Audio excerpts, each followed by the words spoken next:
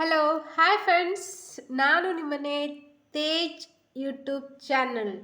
And ನನ್ನ ಚಾನಲ್ಗೆ ಯಾರೆಲ್ಲ ಸಬ್ಸ್ಕ್ರೈಬ್ ಆಗಿಲ್ಲ ಪ್ಲೀಸ್ ಸಬ್ಸ್ಕ್ರೈಬ್ ಮಾಡ್ಕೊಳ್ಳಿ. ಆ್ಯಂಡ್ ನಾನು ಇವತ್ತು ಮಾತಾಡ್ತಾ ಇರೋ ಟಾಪಿಕ್ ಬಂದ್ಬಿಟ್ಟು work from home genuine job ಬಗ್ಗೆ ಮಾತಾಡ್ತಾ ಇದ್ದೀನಿ. ಆ್ಯಕ್ಚುಲಿ ಇದು ನೀವು 100% ನೀವು ಮಾಡ್ಬೋದು ಮತ್ತು ಇದನ್ನು ಮಾಡಿದರೆ ದುಡ್ಡು ಬರುತ್ತೆ. I am very sure. ಯಾಕೆ ಅಂತ ಅಂದರೆ ನಾನು ಕೂಡ ಈ ಜಾಬಲ್ಲಿ ಅಮೌಂಟ್ ತೊಗೊಂಡಿದ್ದೀನಿ. ಅದು ಯಾವ ಜಾಬು ಅಂತ ಹೇಳಿಬಿಟ್ಟು ತಿಳಿಸ್ಕೊಡ್ತೀನಿ ಬನ್ನಿ. ನಾನು ತಿಳಿಸ್ಕೊಳ್ಳೋಕ್ಕಿಂತ ಮುಂಚೆ ಈ ವಿಡಿಯೋನ ಎಂಡರ್ಗೂ ನೋಡಿ, ಯಾಕೆಂದರೆ ನಾನು ಮಾತಾಡ್ತಾ ಇರೋದು ನಿಮಗೆ ಸರಿಯಾಗಿ ಅರ್ಥ ಆಗ್ದಲೇ ಇರ್ಬೋದು ಸ್ಕಿಪ್ ಮಾಡಿದ್ರೆ.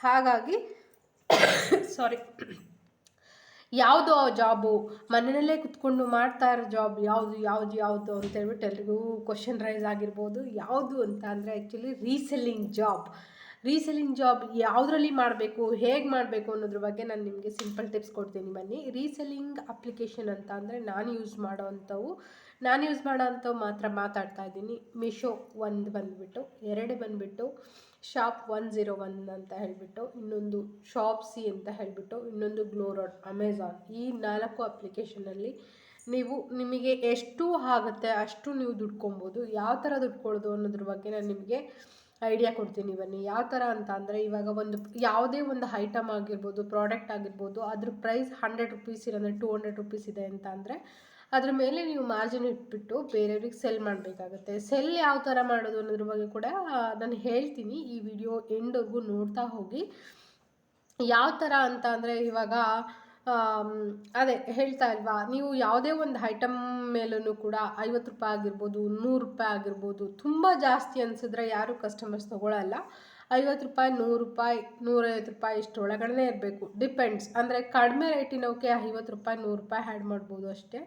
ಬಟ್ ಜಾಸ್ತಿ ಇವಾಗ 1000 ರೂಪಾಯಿ, 2000 ರೂಪಾಯಿ, 3000 ರೂಪಾಯಿದು ಬೈ ಮಾಡ್ತಾ ಇದ್ದಾರೆ ಅಂತ ಅಂದರೆ ಅದರೊಳಗಡೆ ಬೇಕಾದ್ರೆ ನೀವು 200 ರೂಪಾಯಿ, 300 ರೂಪಾಯಿ ಆ್ಯಡ್ ಮಾಡ್ಕೊಬೋದು.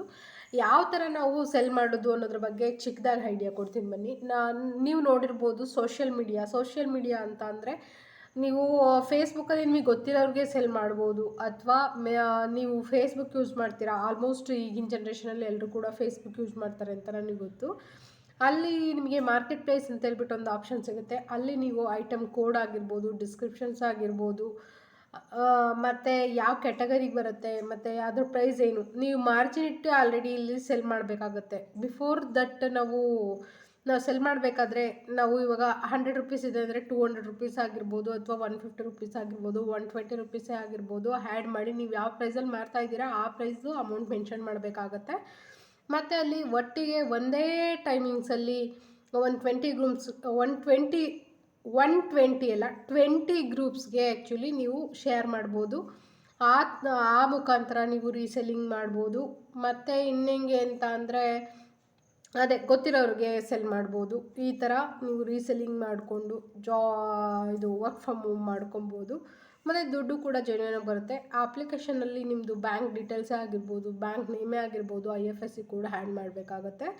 ಯಾರಿಗೆ ಆದ್ರೂ ಕೂಡ ಒಂದು ಐಟಮ್ಮು ರೀಚ್ ಆಗಿ ಮತ್ತು ವಿತಿನ್ 1 ವೀಕ್ ಒಳಗಡೆ ನಮಗೆ ಪೇಮೆಂಟ್ ರಿಸೀವ್ ಆಗಿರುತ್ತೆ. ನಾವು ಯಾವ ಬ್ಯಾಂಕಿಗೆ ಕೊಟ್ಟಿರ್ತೀವಿ ಅದಕ್ಕೆ. ಮತ್ತು ಯಾವ ರೀತಿ ಪೇಮೆಂಟ್ಸು ಡೀಟೇಲ್ಸು ಯಾವ ರೀತಿ ಅಪ್ಡೇಟ್ ಮಾಡೋದು ಅದ್ರ ಬಗ್ಗೆ ಏನಾದರೂ ಯಾರಾದರೂ ಕಾಮೆಂಟ್ ಮಾಡಿದರೆ ನಾನು ವಿಡಿಯೋ ಮಾಡಿ ತಿಳಿಸ್ತೀನಿ. And thank you so much. ಮತ್ತು ಇದು ಜೆನ್ಯೂನ್ ಇದೆ. Thank you.